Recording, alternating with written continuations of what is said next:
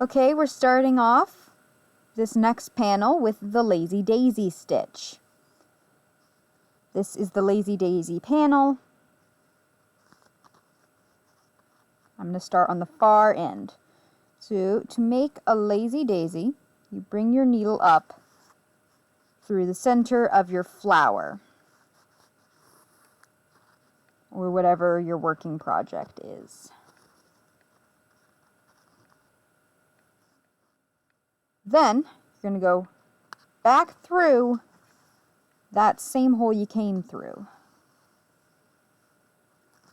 and pull it and just wrap it around your thumb like this.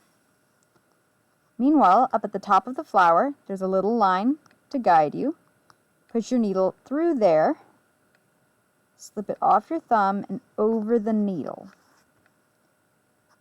Make sure the needle is looped.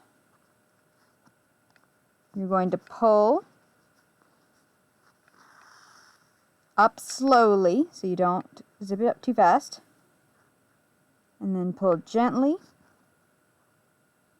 until the petal is at the tightness you want. So about like that. Then bring the needle back down again on the other side of the loop